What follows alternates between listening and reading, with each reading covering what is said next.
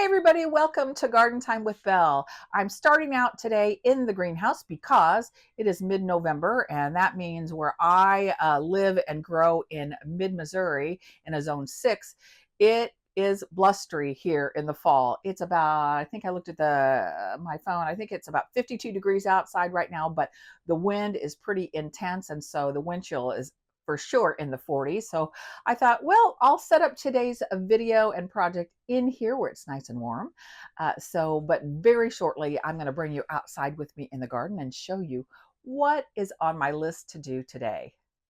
So being in the zone 6 and it being nearly mid-November, I am running out of time to get my spring flowering bulbs planted. So that's what today's all about. I'm going to be planting some daffodils outside, and I'm going to show you in just a little bit where. But the inspiration for today's video really came from another YouTuber. Many of you might know of Erin from The Impatient Gardener. I'll make sure I put a link in the description below to her YouTube channel. She is an amazing gardener in Wisconsin. She gardens in, I think, a zone like 5B maybe. And she recently posted a video. Actually, she did this project last year, but she added more daffodil bulbs and other kinds of spring flowering bulbs to this area. And so she calls it how to create a bulb lawn. And she took probably hundreds of bulbs a year or so ago, and she planted them right into a big space.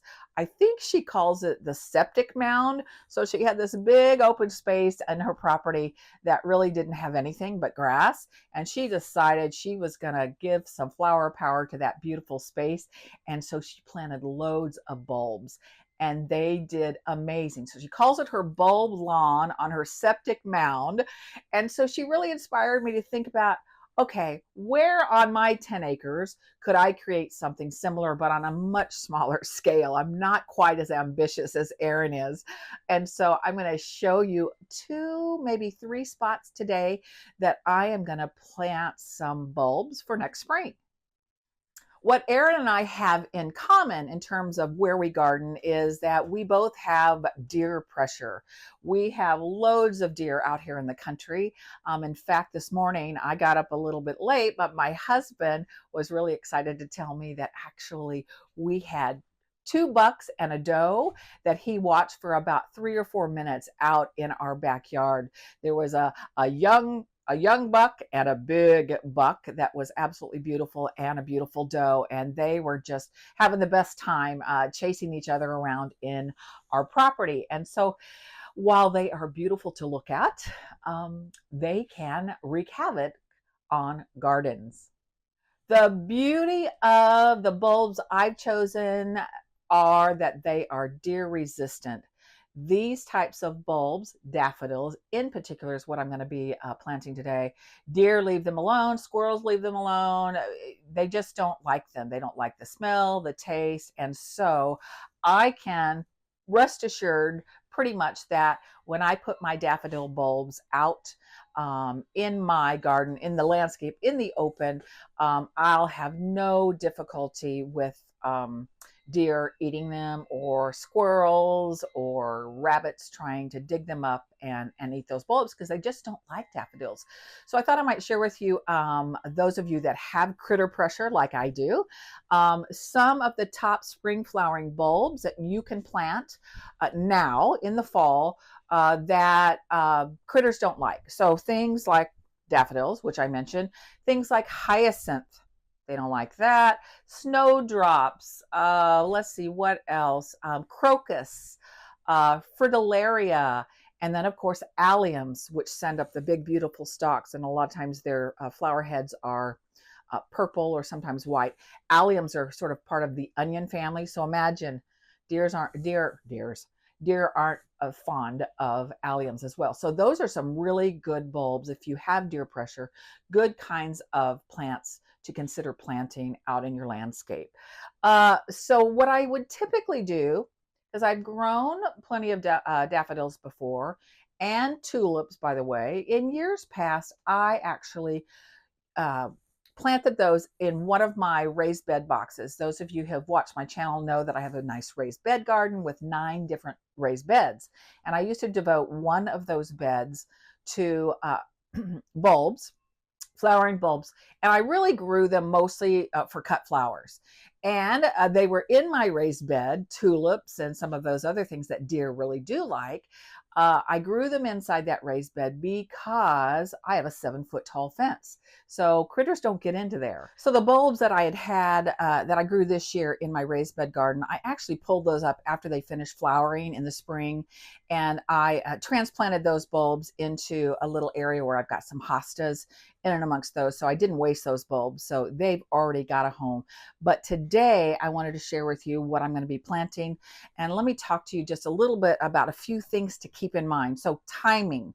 Timing is really important. And the most important thing, if you garden in a zone like I do in, the middle of the country, and you're sort of, you're in an area that gets pretty cold winters, you need to make sure you get your bulbs in the ground before the ground freezes. And where I live, even though, I'm a zone 6 AB, it takes quite a long time for the ground to freeze here. So even though it is the second week of November, I am not concerned at all about planting them and giving them enough time to get settled before the ground freezes.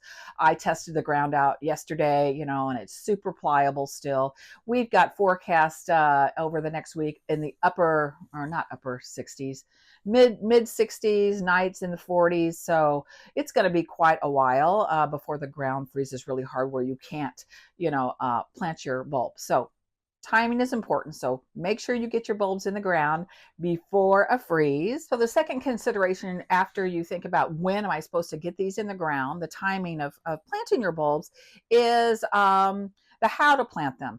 And so depending upon the size of your bulb, and let me come in here a little bit for you, you want to plant it at a depth about 3 times however tall your bulb is. And that's going to vary. On average, these daffodil bulbs, I'm probably going to plant them about 4 inches deep. That should be pretty safe. So the general recommendation is that we should plant our daffodil bulbs about 4 to 6 inches apart. And the reason for that is that daffodils naturalize. And what that really is talking about is it means they spread or they multiply.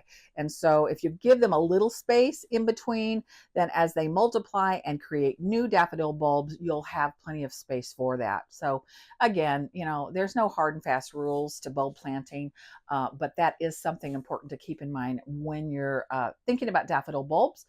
Very simple too. Most of you might know this already, but just in case you don't, when you place them 4 inches deep in the ground, you want to make sure the pointy tip is up and the root, see those roots? The roots are down. So tip to the sky, roots to the ground. So that's really important to keep in mind.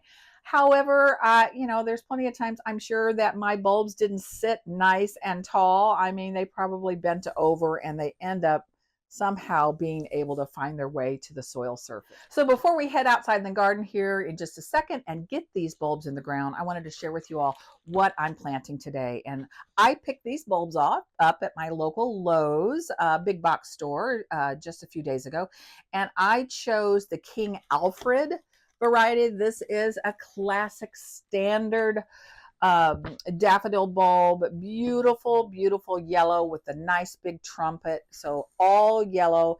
I want these to pop in the landscape. So I really wanted to go with something tried and true. And I feel pretty lucky because I got the last 2 bags of these.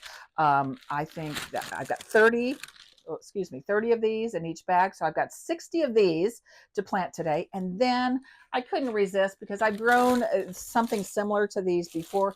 These are called, License to Thrill Blend. But what's cool about these is they are what some of us call doubles. So the trumpet in the center is not just a single trumpet.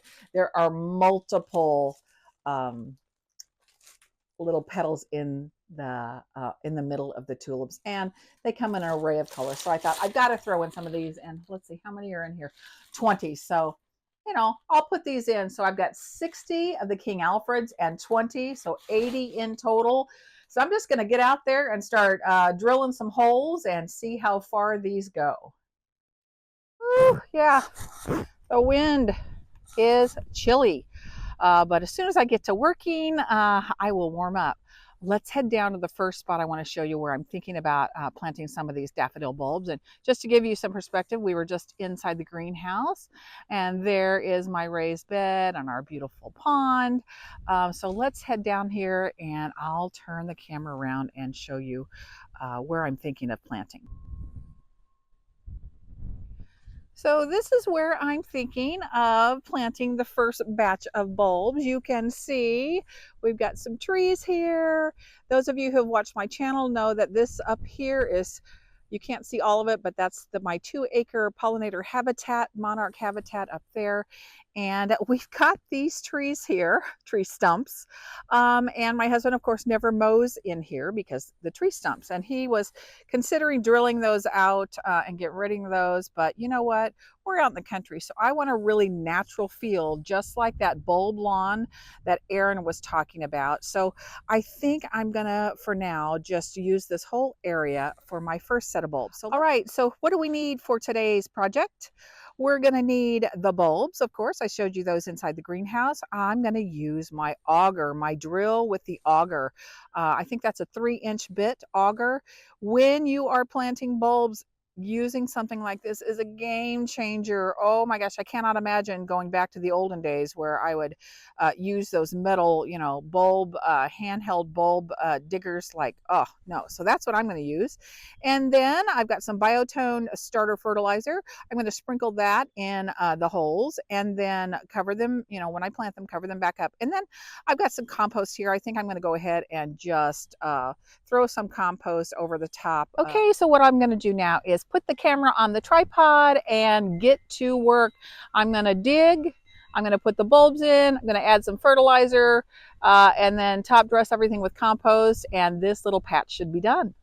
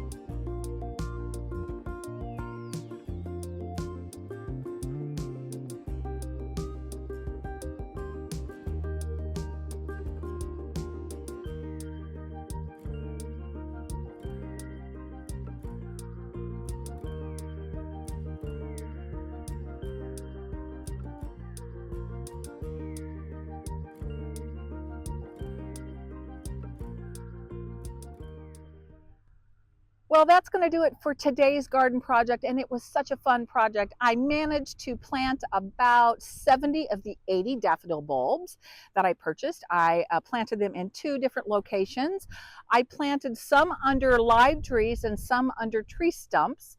And you probably noticed when I was using my auger, I ran into, of course, some of the roots from the trees. So if using an auger like that is new to you for planting, I just would caution you, practice, take your time, you'll get better at it, but it can pop if it hits something solid or strong under the ground. So anyways, I just wanted to make sure I shared that with you because you probably saw me having to readjust a number of times, but they got in there. I'm delighted with it. Again, I'm going to thank Erin from the Impatient Gardener for the inspiration for today's project. This would be my version of a bulb lawn, the country version, I guess you could say. Super excited about what this means for next spring. I cannot wait to see all this gorgeous golden yellow and creamy white daffodils popping up through the soil. They're some of the first things that bloom here in spring. They signal the start to a new, lovely, lush gardening season. They just give me so much hope for each season. So I'm really, really happy about it. I've got about 10 bulbs left, so I think I'm not going to bother with taking you along, but I think I'm going to go ahead and pop those in up closer to the house in a couple of little spots. But I just want to thank you all so much for supporting my channel. Please like and subscribe. That would mean a lot to me. And as always, I'm going to wish you happy gardening.